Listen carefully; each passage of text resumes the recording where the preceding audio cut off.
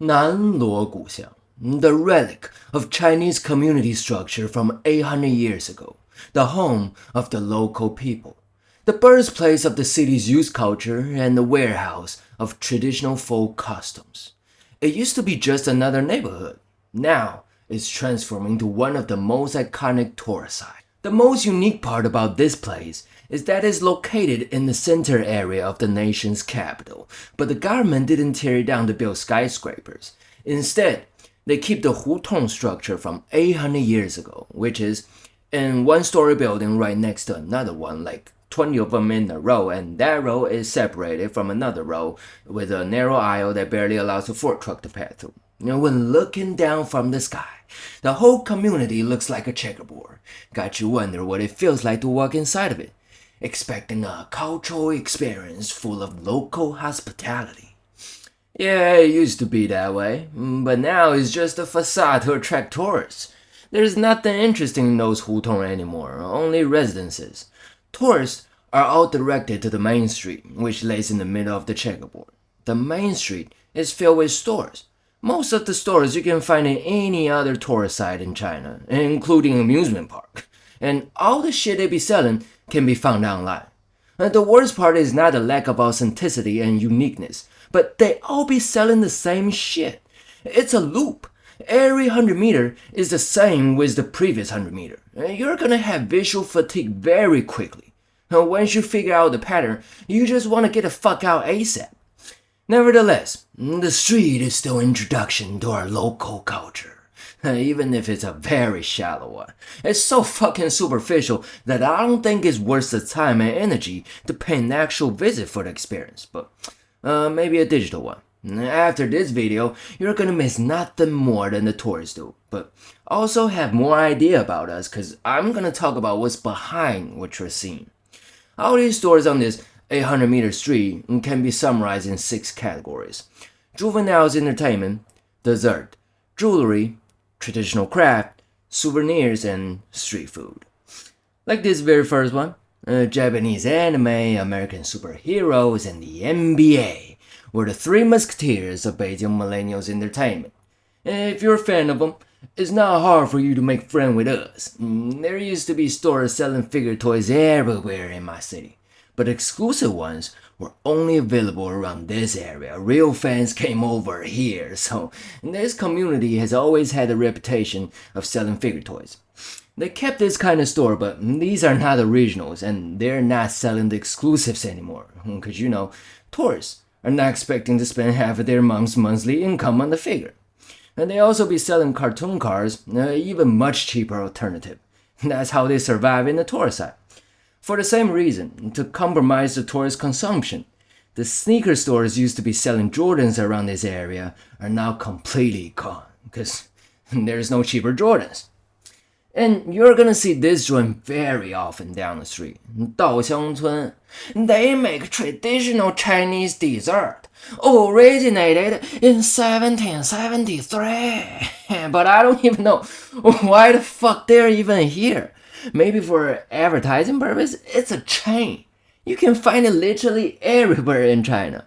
And just like most dessert chains on this street, it's not even originated in Beijing.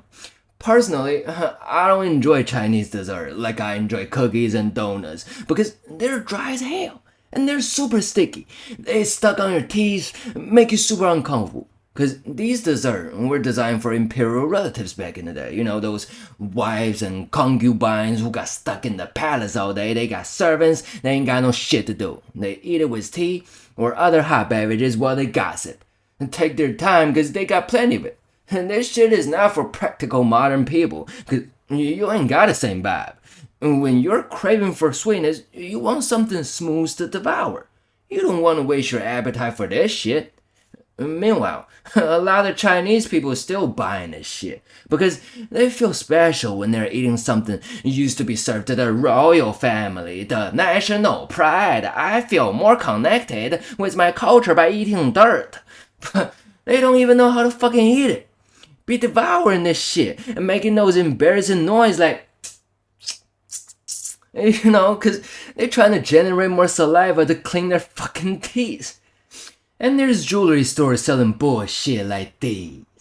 Or these. Or these. That only makes you look like a mediocre Chinese dama, yeah. That's their target customer. Out of shape, still wearing the same kind of dress they were wearing 40 years ago, and low-top stockings that makes you want to throw up for sitting too long. They're the person yelling at the barista, cut your line, tell their grandson to piss on the street, They don't make sense. Just like the price of these jewelry, they don't make sense neither. Look at this silver. 22 RMB per gram, that's $3, which is 3 times the market price. For what? A mediocre crafter carving a simple custom pattern that can be done by a machine on your bracelet? Very cool. 10 grams of silver on your wrist. Sounds like a SoundCloud rapper. But at least it's silver, I give you that. As for these stones, 99% of Chinese people don't even know why they value so much. You gotta use all kinds of lights, mirrors, lasers, wait for full moon, take it by the river, see if it summons your Chinese zodiac to know if it's real. Talking about craftsmanship, I'm not disrespecting it, okay? But they just don't have it here. For example, you're gonna see people selling sugar sticks in all kinds of shapes, but what's in front of them is only a bowl of super sick syrup. I know, you're not impressed because you don't know they used to be made with bare hands, but nowadays, we got technology. They get rid of the craftsmanship for business efficiency. Just like what you're watching, they're still doing the easy part by hand. Rub in the syrup and shape it into a hollow sugar ball, then pinch the size of the hole and put it into a stick shape. That's not the fun part. The fun part is when you are blowing air through the stick, as the ball is getting bigger like a bubblegum, the crafter will pinch the ball simultaneously with their fingers into the shape you want it. That's the fun part. That's what you pay for. The interaction with a street artist. Now they replace the creativity and practice with mold and a cheerleader. You're only gonna experience the simple joy from a very simple salesman by doing something very simple. And I don't even want to talk about these souvenirs. It's not just China, it's universal. Souvenir is one of those dumbest shit that should go extinct in this era, along with Panda. Like, they literally be selling the exact same shit online with a much lower price. And think about it. What you gonna do with that magnet? You're gonna take it to your home and put it on your fridge anyway. So why not just get it online? Just because you bought it at a tourist site doesn't make it unique. But when you're trying to get it online, you feel stupid. It lost the meaning. You have lost that moment of believing this magnet is magical. It's gonna store your memory. So I just don't understand why people are still falling for this shit. Experience. Interact with the local culture, the people. That's the point, and that's how you got your memory saved. So let's move on to some more practical street food. Baodu. Blanch cow or sheep stomach in just a few seconds, then top it off with garlic juice, chili oil, sesame paste, and grains like spring onion and parsley. It's a traditional local food for the poor people, because back in the day, not everybody can afford meat. But now this shit is commercialized. It's even more expensive than actual meat. Besides the dressings, there's supposed to be no flavor for the stomach. It only provides a medium crunchy texture when they're fresh and clean. But for tourist site, hell nah. They be using preservatives on leftovers. You are not getting the ideal flavor and texture. And you see what he's doing right here? He's mixing the leftovers with the fresh ones for balance. Casual people couldn't tell the difference. You don't believe me? Okay, let's move on for now. You'll see. This is luzhu, braised pig intestines, also a traditional local food for the poor people. It takes hours and days of preparation, like those Japanese ramen soup, just to get rid of the funky flavor. In another word, the smell of shit from pig. But now we're at tourist side. They're trying to make fast money, and we got technology, so there you go. Like, we ain't got no time to clean this disgusting piece of shit. You see the amount of powder she throwing there? She ain't got no shame to do in front of my face and the camera. Like, what you gonna do about it?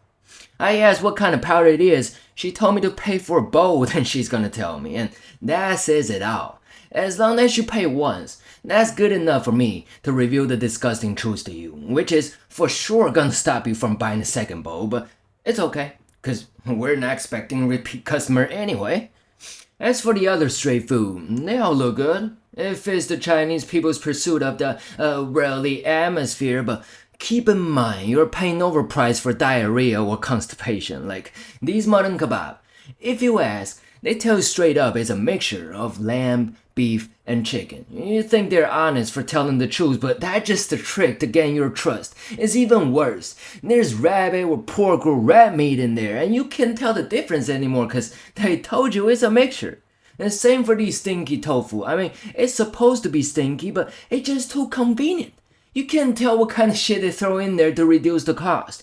And they be selling takoyaki. I had some decent takoyaki in China when I was little.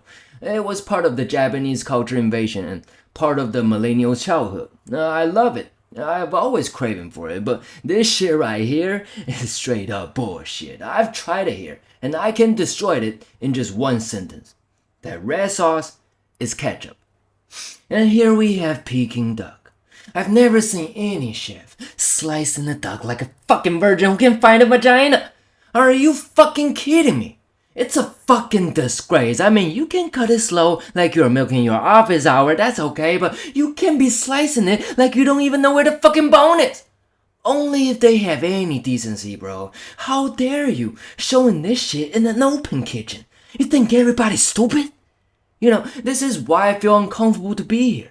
I'm ashamed of my people showing dog shit to the world. These people are not qualified to represent my culture. Just look at this promoter. Looking sorry as fuck. Even if they got a Michelin badge, nobody's interested. You know why?